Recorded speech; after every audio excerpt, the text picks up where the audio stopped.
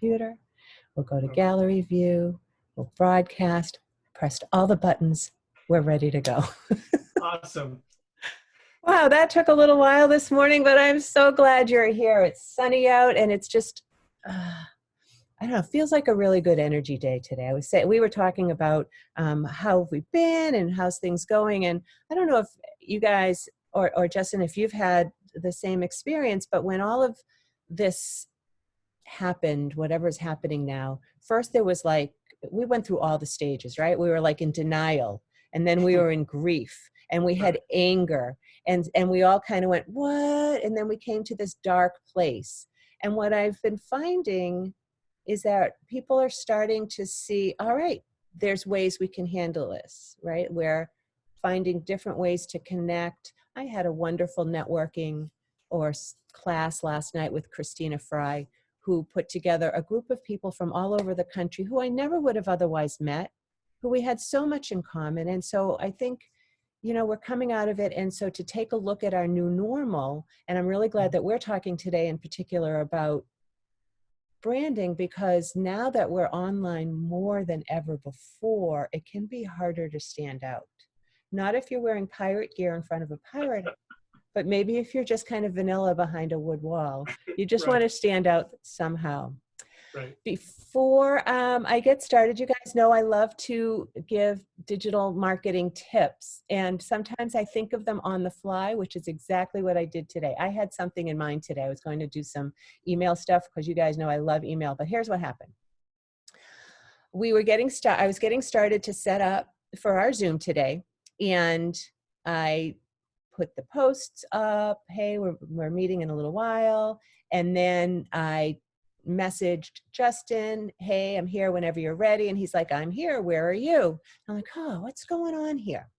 So if you guys are using Zoom in this way, if you want to have like panelists, the way that this particular one is set up, it's a webinar, but I can have as many panelists on as I want. And then you can join on Zoom as a guest, kind of somebody who just watches, or you just watch the video later. Mm-hmm. But in order to be a panelist, I had to invite the right email address. So I'm waiting, and he's like, where are you? And I'm here, you're not here. So I want to show you guys what happened was, well, I don't have to show you, I can just tell you that Justin had filled out my questionnaire to be on this show today. I like to have some information. And I specifically asked him his regular email address and his Zoom email address. But then I didn't pay attention to it, and I invited his normal email address here today. So I'm like, wait a minute, what's your Zoom? So if you guys are having a Zoom webinar with a panelist, take note that the person's Zoom account could be different than what you're used to emailing. I do love this. The reason that I use Zoom for these interviews on Thursday mornings is that you can see both of us, and I can share a screen. If we were just doing a regular Zoom, I know there's workarounds, but this seems to be the best way for me to be able, A, share a screen, and B, have a panelist. So, all right, so you guys, emails matter. So what I'd love to do now, of course, is my favorite thing, is to put the spotlight on other people, is to introduce you to our brand strategist, our podcaster, our pirate, Justin Kerr. And here is his official bio. After earning a BFA from Rhode Island School of Design, Justin's first job was roofing houses, as one does when you get a BFA.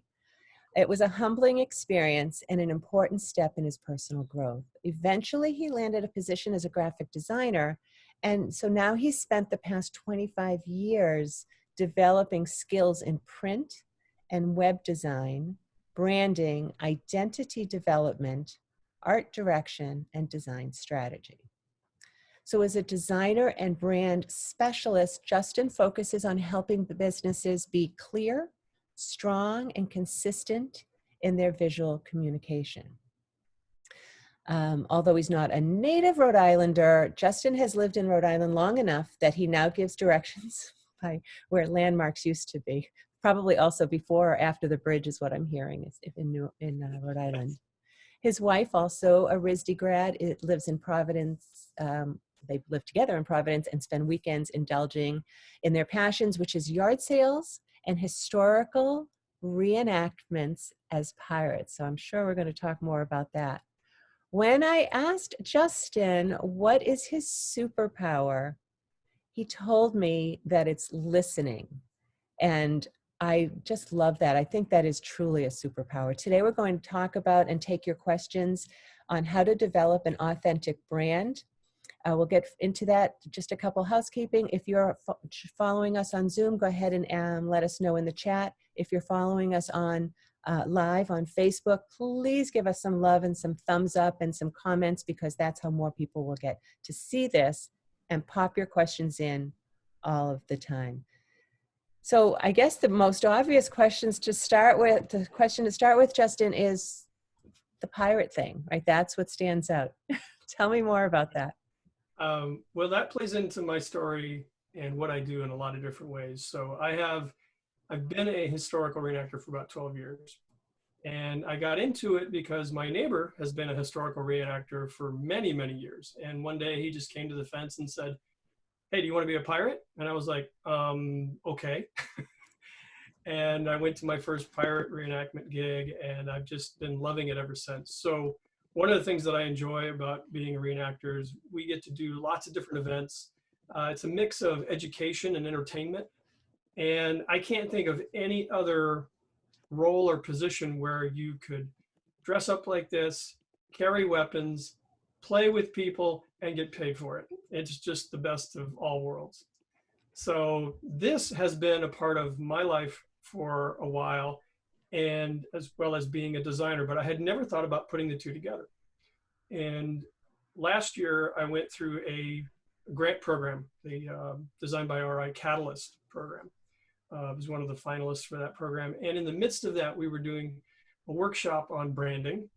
And several of the people in my cohort said, "You know, we've looked at your website, we've looked at your work, we love your work, we really think it's good, but you don't really have a brand. And your website's kind of vanilla, and quite honestly, it kind of sucks." And I said, "Oh, okay.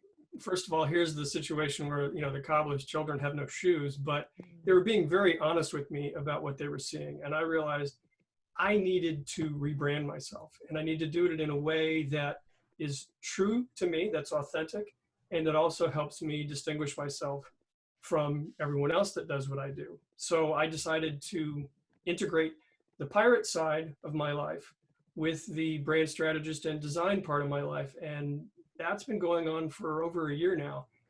And I've really gotten good reception from it. And it does feel true and authentic to me, because it is who I am in both sides of my life. And now when I go to networking events, which hasn't been for a while because of COVID, but when I used to go to networking events and they give you the little stick-on name tag, I would just write pirate. Yeah. Because that was the best way to start conversations with people. Because if you start with, "I'm a brand strategist," they go, "Oh, okay."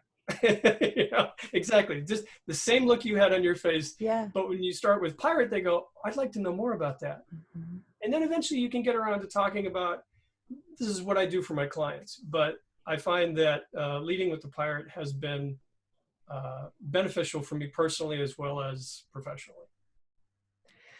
So now I'm thinking, what could I use? I do have a little curly haired avatar, which I do get some comments on, because I guess that stands out, the white glasses and the curly hair. Tell me I'm putting you on the spot now, but can you think of other people who are using that kind of strategy to stand out? Or so that's one question. And while you're thinking, maybe you have an answer right away, but my second part of that will be, is that something you help your clients find? Is that, other than the print stuff, like what makes them stand out? So that was a two-part question. I gave you a lot at one time. Sure. Well, I mean, one of the things that I do with my clients and the process I take them through with branding is really to connect with that authentic part of themselves. And I think a lot of entrepreneurs, small business owners, they feel like they have to put on this, you know, sort of persona, you know, business person persona. Mm-hmm. And what I help them do is really connect with the thing about them, the part of them that's most authentic, and bring that into their brand. Because a lot of people do what I do. A lot of people do what I do the way I do it, but nobody can bring my unique personality and my unique brand to it the way I do. So that's one of the things that I try to help my clients with. And you asked me about some of the people that I've run into that might have a Yeah. similar sort of unique personality or brand. A couple of people that come to mind right off the top of my head. One is my friend Galen Apt, who is the Style Sherpa. Oh, we know Galen, Yeah. sure. And she has a wonderful brand that she puts out there. And she really, you know, is unique in her market space. I've also known Toonie Shartner for a while. Was the force behind the Newport Innovation Center, is now at Venture Cafe. But in her social media, she brands herself as a economic gardener, right? And someone who plants seeds for economic growth. And if you know her and some of the things that she's done, it's very much in that vein of being an economic gardener. So there are some people out there that have taken on personas, but even if you don't have a persona, to take on, there are things about you and the way you do business that are unique. And it's good to play those up because it's how you distinguish yourself.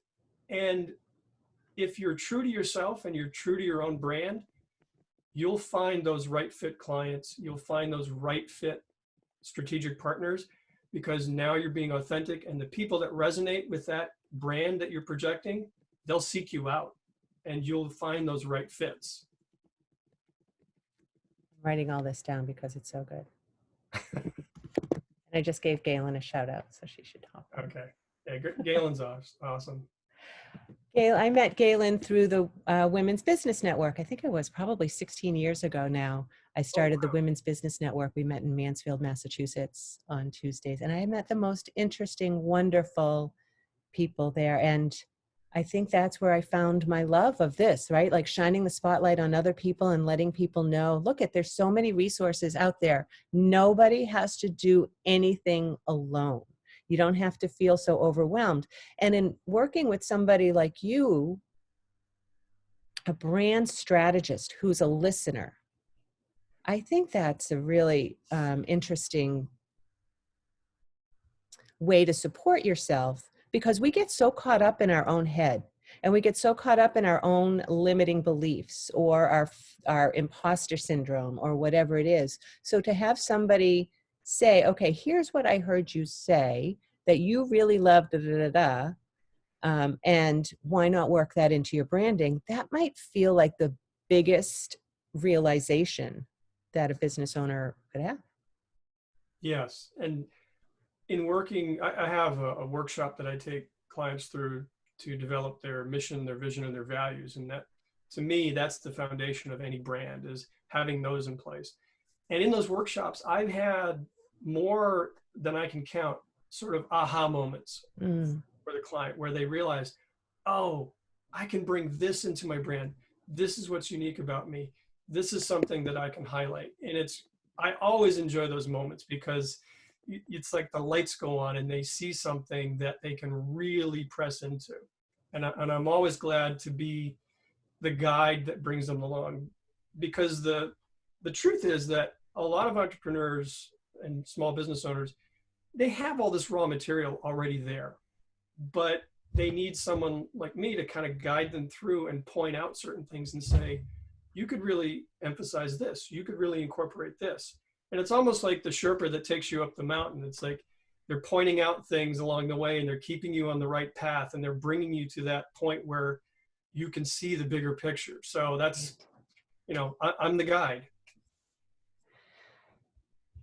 And I don't do what you do, but similarly, often my clients will come to me and they're feeling overwhelmed, in particular about digital marketing, because I work with heart-centered entrepreneurs. A lot of times they don't want to feel selly. That doesn't feel authentic to them. They don't want to, flood people's feeds or flood people's inbox. And so there's that mind shift of knowing that you have something of value to give. And so you figure that out. But I had one client recently who was feeling that, ugh, like she was shoulding all over herself. I should be on Instagram. I should be showing up. Like there was just so much should all over her that Hmm. when we talked more, and I would imagine you have the similar thing. Now she's got her branding down. She is amazing. I look at her in awe. But what she was saying she does love to do is share information about books. And she loves to share her creative spirit. She does artwork. And she loves to, what was the other thing? Find motivational, you know, quotes that mean something to her. So I said, instead Right. of talking about your business, your business, your business, your business, if, and she was in particular talking about Instagram, instead of talking about business this, business that, what if you were to just show up as yourself and say, here's the book I'm reading today. And if every other week or so you shared a quote from a book or you shared a piece of art that you're working on, like you show up as yourself and start those conversations and bring people closer to I you. agree. I But agree. if I they mean, have what you say first, right? If they have that knowledge, if somebody has really listened to them and said, and then you come to an agreement, yeah, that's my nugget. That's my special sauce that I want to focus on. yes. So once they have that, how do you help them translate that to, I would imagine, their marketing, right? Right. Yeah. So we start with that core of mission, vision, and values, and then once that's been developed and it's to the point where they feel like, yes, this is the right fit, then we can focus on the visual branding. We can develop a logo and color palette and imagery and everything around that, because now we have something to inform us about what those visuals should be, what should be the face of that organization or that company. And then beyond the visual development of the brand, then you can start talking about marketing. So I think about it this way. If you think about it as a message, a face, and a voice, the message is that brand message. It's the developed from the mission, vision, and values. The face is the visual representation, the visual brand. And the voice, those are the marketing channels, because you want to get that brand message out, you need to select the right channels to do that. So a lot of my clients say, well, how do I know? And I'm sure this happens with your clients too. How do I know what marketing channels I should be on? Right. And you have that conversation with them about, well, who are you trying to reach? Correct. What group are you trying to reach? And once they're able to identify that group or groups, then you say, okay, where are these groups hanging out? Because you need to go where they are. And if they're on Facebook, you need to be on Facebook. If they're on Instagram, if they're listening to podcasts, if they're reading trade magazine, you need to go where they are. And that's where your message is going to have the most effect. So true. And so exactly what you said, and to choose one or two that work. Conversation I was having with some other marketers yesterday, though, was very interesting because a couple things. One is right now, especially if you go on social, um, it's like trying to drink out of a fire hose. There is just so much coming at us at one time. So that is one Yeah. thing, is that it's really easy to get lost in the noise, right? That's the name of my business, Rise Above Noise, for exactly that reason. It's easy to get lost unless you've done the work to say, and then you've drawn people in. All right, I'm a pirate. I'm a style Sherpa. I'm a curly haired person who works with heart-centered entrepreneurs, whatever. But then the second thing is, the conversation we were having yesterday was that all of these social platforms are kind of like rental properties. They can go away at any time. And a lot of the time I'm spending my efforts with my clients, and where I really love to be is the email marketing, or at least the list building. I just started with send out cards. I don't even know what my affiliate link is, but the idea is to stay in touch, to grow your list, to know who your people, like segment it somehow, know who your people are in the different categories, what your level of relationship is, how you can nurture those relationships so that you don't worry about reaching 10,000 people on Facebook.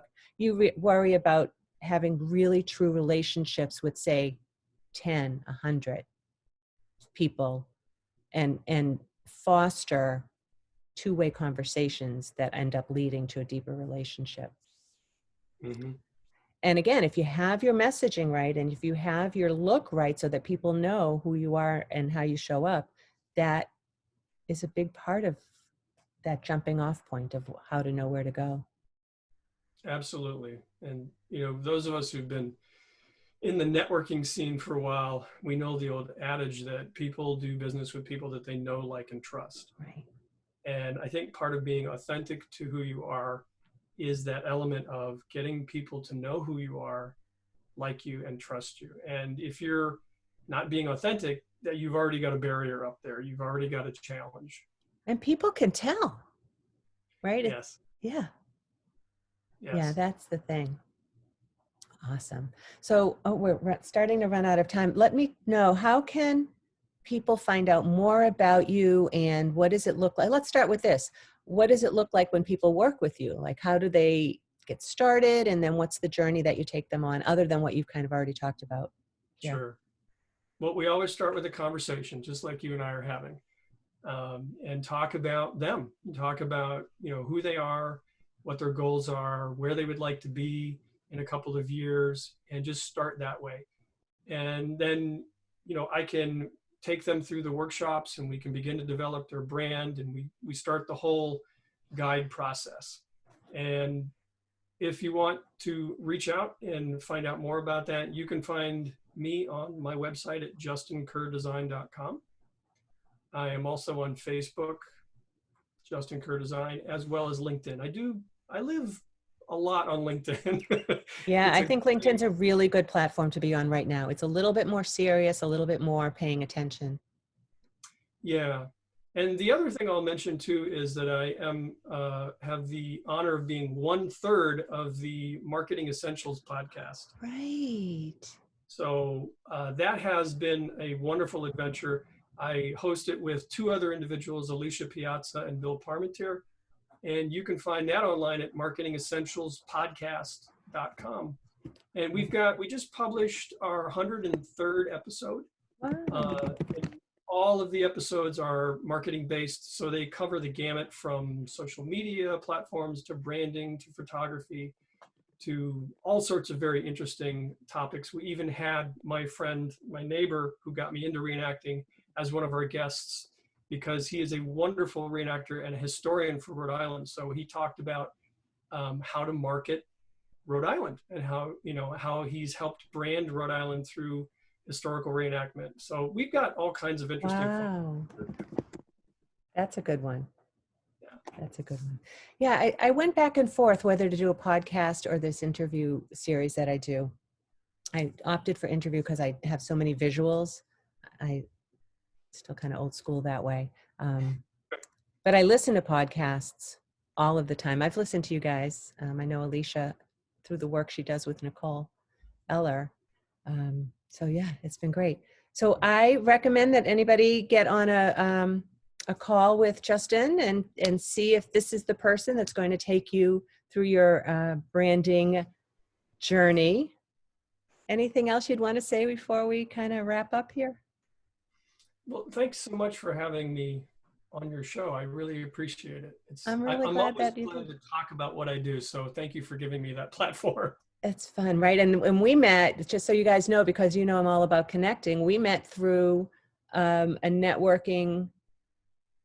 Zoom networking thing with, Frisia invited me, and Dave, how do we say his last name? Like a town hall kind of platform where we were just that's what it was. throwing around some ideas about marketing and how to, like you said earlier, how to adjust to the new abnormal that we're in. Yeah. And that's how we met. Yeah. So you guys, you never know. I always meet such interesting people. I think I was saying at the beginning, I was on a call last night and it was just amazing that you can just see 10 faces on a thing and you don't really know, but it's the conversations through the chat and then staying in touch and following them on their website. I've picked up some really great resources. So stay open to that. I know it seems, again, like we're drinking out of a fire hose, that you could be on Zoom all day long, but maybe pick a few really good ones with people that are good connectors, and take advantage of this particular time. And then all summer we can go out and play. I'm so looking forward to that. I am too. Justin, thank you so much for being here today. I really do appreciate it. I will put all your contact information in the show notes. Thank you.